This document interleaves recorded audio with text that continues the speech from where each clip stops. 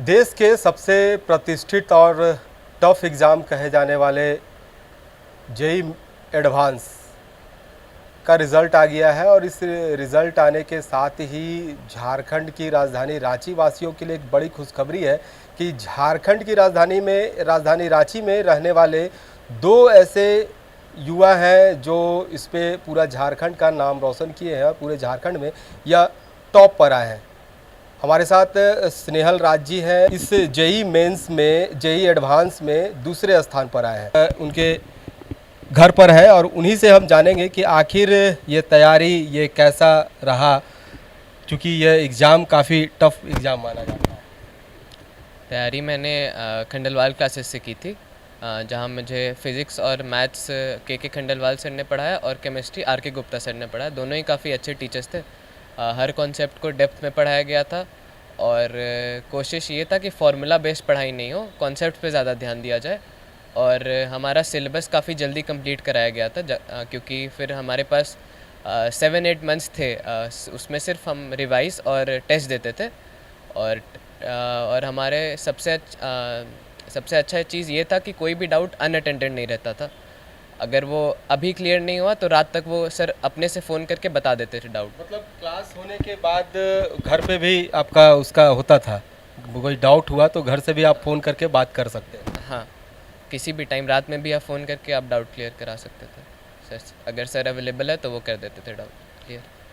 Rank आपका जैसा 635 शायद अभी रैंक आया है, क्या उम्मीद रख रहे हैं कि कौन सा रहना चाहिए सब्जेक्ट में? अगर रहेंगे तो क्या लीजिएगा?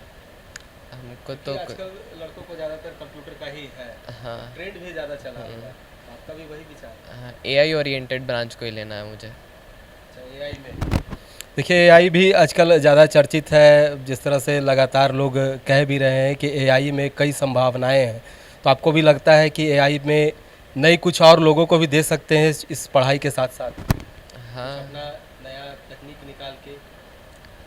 तो आगे जाके अब सोचेंगे। आगे जाके विचार में है कुछ ऐसा? अभी तो नहीं है, लेकिन हो सकता है आगे आ जाए।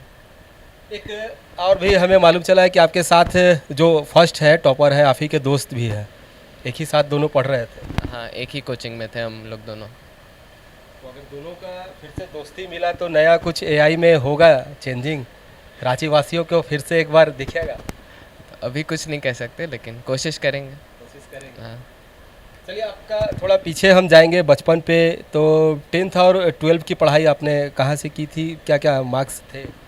10th मैंने डीपीएस से कंप्लीट किया था, 97.2% था।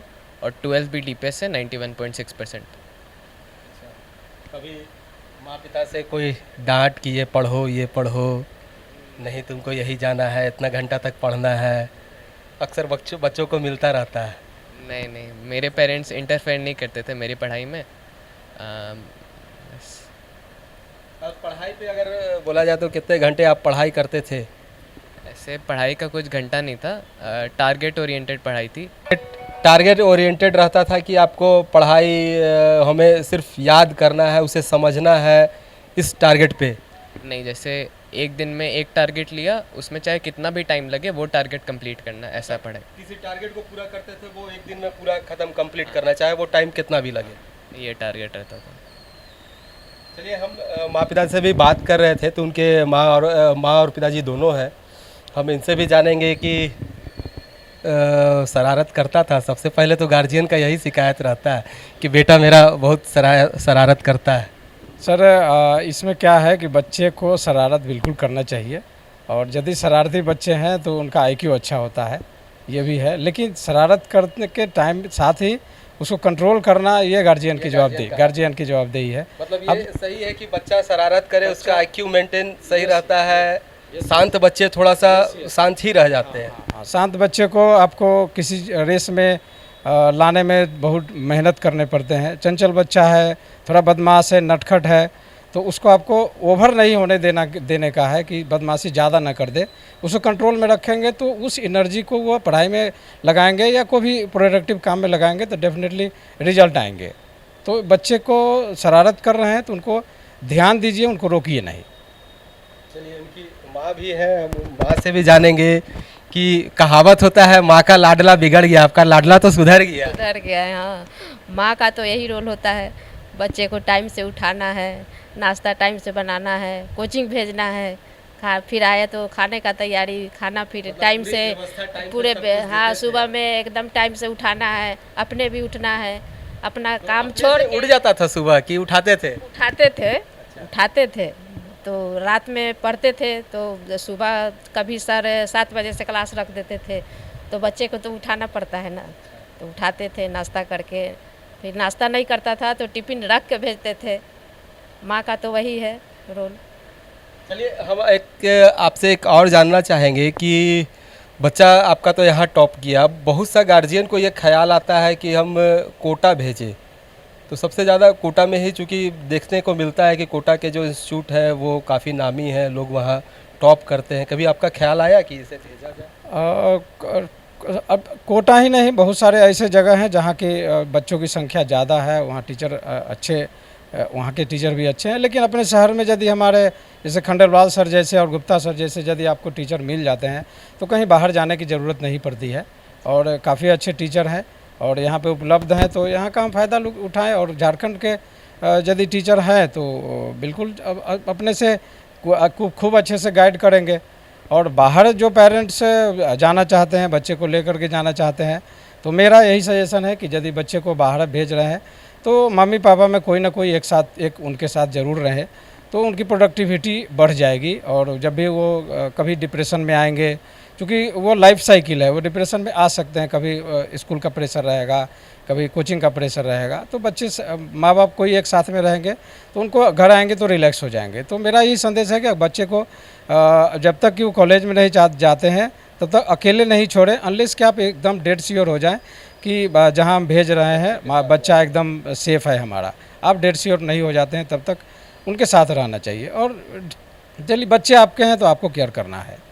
बिल्कुल, देखिए काफ़ी अच्छी बातें इन्होंने बताई है कि, और परिवार भी देखिए कि दोनों परिवार पूरे लोग बच्चे के साथ दिए हैं, और जिसका नतीजा है कि बच्चा टॉपर यहाँ हुआ है। सेकंड टॉपर ही भले हुए हैं, लेकिन टॉपर ज़रूर है, टॉपर की गिनती में ज़रूर आ रहे हैं। तो बच्चे की लगन और बच्चे की मेहनत, और उसके साथ साथ उनके माता पिता की मेहनत और बच्चे के पीछे लगाव, कैसे बच्चा पढ़े, कैसे उसे जाए, इन तमाम चीज़ों को जब एक साथ मिलाएंगे तो नतीजा यही निकलता है। हम इनसे एक बार और जानेंगे आपसे कि अपने साथ पढ़ने वाले जो बच्चे हैं उन बच्चों के लिए क्या संदेश देंगे जो आप तैयारी कर रहे हैं? मैं तो यही कहूँगा कि 2 साल जो पढ़ाई है वो ईमानदारी से करें, कंसिस्टेंट रहे अपनी पढ़ाई में। ये नहीं कि बीच में अगर कमज़ोर हो गए पढ़ाई में तो छोड़ दे पढ़ाई, उसमें लगे रहें, तो आप मेहनत करेंगे अच्छे से तो आपको रिज़ल्ट आ ही जाएगा। एक चीज़ और है, अभी जिस तरह हाल के दिनों में देखा जाए, आप जेईई मेंस में भी एग्ज़ाम का जो पेपर लीक का मामला आ रहा था, उसके बाद नीट में भी आ रहा था, तो ऐसे कई बच्चे हतोत्साहित हो जाते हैं, तो उनको क्या कहेंगे? तो तब पेपर लीक तो गलत है, उनकी 2 साल की मेहनत ख़राब हुई है। काफ़ी मेहनत कर रहे हैं, क्योंकि सबसे बड़ा एग्ज़ाम कहा जाता है, तो इस पर थोड़ी सरकार को भी होनी चाहिए। और लगन तो खैर जो मेहनत कर रहा है उसे आज न कल सफलता तो मिलेगी ही। ये भी है। हाँ, गलत तो हुआ है, अब इसमें क्या ही कह सकते हैं हम। चलिए, ये थे स्नेहराज जी और पूरा उनका परिवार। इनसे हमने बातें की, पूरी जानकारी दी। अगर जो बच्चे तैयारी कर रहे थे उन बच्चों के लिए भी कई संदेश आए, और वैसे पेरेंट्स जो अपने बच्चों को बाहर भेजना चाहते हैं उनके लिए भी कई संदेश इन्होंने दिया है। उम्मीद होगा यह अच्छा लग रहा होगा आपको। फ़िलहाल इस खबर के लिए इतना ही, मुझे दीजिए इजाज़त। रांची से TV45 के लिए अपने सहयोगी आनंद के साथ जयंत कुमार।